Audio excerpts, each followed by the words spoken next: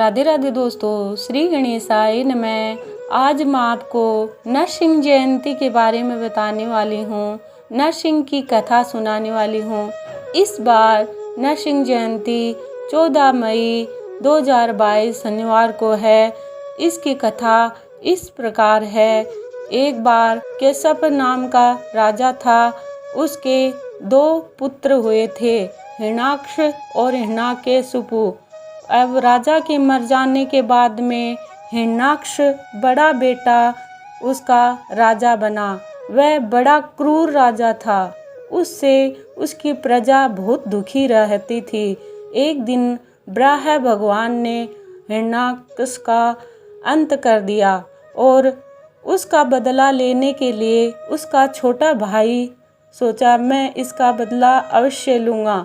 वह शिव भगवान की भक्ति करता है और शिव भगवान को प्रसन्न करता है और शिव भगवान से वरदान मांगता है कि हे भगवान, मेरे को ऐसा वरदान दो, मैं नहीं तो बाहर मरूं, नहीं अंदर, नहीं जल में, नहीं थल में और नहीं आकाश में, नहीं भूमि में और नहीं किसी जानवर से, नहीं किसी पक्षी से और नहीं किसी पशु से और नहीं किसी इंसान से, नहीं किसी भगवान से, किसी से मेरा अंत ना हो, किसी से मैं मारा न जाऊं। शिव भोले भगवान ने उसको तथास्तु कर कर अंतर ध्यान हो गया।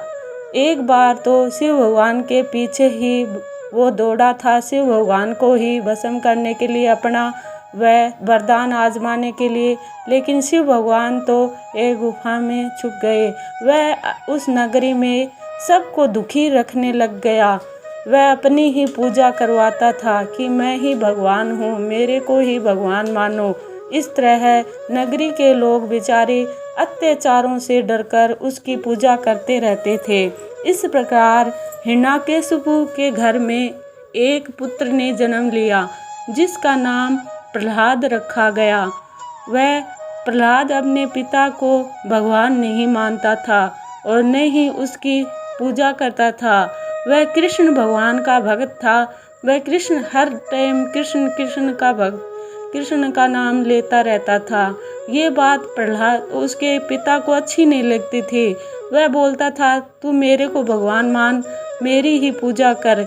लेकिन प्रहलाद तो नहीं मानता था।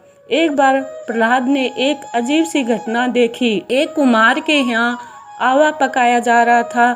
वहाँ एक बिल्ली ने बच्चों को जन्म दिया और वह बिल्ली और बच्चे आग जलने के बाद में भी बिल्ली और बच्चे दोनों ही सुरक्षित निकल गए। अब भगवान का निश्चय दृढ़ हो गया कि अवश्य ही भगवान है। वह अपने पिता को नहीं भगवान मांगता था और नहीं उनकी पूजा करता था। वह कृष्ण भगवान की पूजा करता था और कृष्ण भगवान को ही भगवान मानता था। अब प्रहलाद के पिता ने उस पर बहुत अत्याचार किया।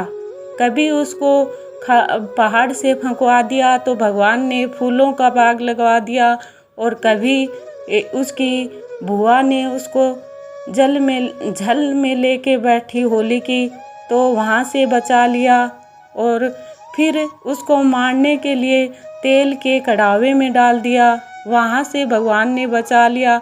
इस प्रकार कृष्ण भगवान अपने भक्त प्रहलाद को बचाते रहते हैं। एक दिन उसके पिता ने खंबे से बांध दिया प्रहलाद को, और जैसे ही तलवार का वार करने लगते हैं, उसी समय भगवान कृष्ण ने नरसिंह भगवान का अवतार लेकर प्रकट होते हैं, और वह उनका आधा शरीर मनुष्य का था, आधा शरीर शेर का था। इस प्रकार न ही दिन था और न ही रात थी, न ही बाहर, न ही अंदर, न ही ऊपर, न ही नीचे, और गेट के दरवाजे में आधे बाहर आधे अंदर अपनी जांघ पर रखकर उन्हें अपने नाखूनों से फाड़ देते हैं। इस प्रकार हिरण्याकशिपु का अंत कर देते हैं। कृष्ण भगवान नरसिंह के रूप में आते हैं और अपने प्रहलाद भक्त को बचा देते हैं। इस प्रकार हम नरसिंह जयंती मनाते हैं।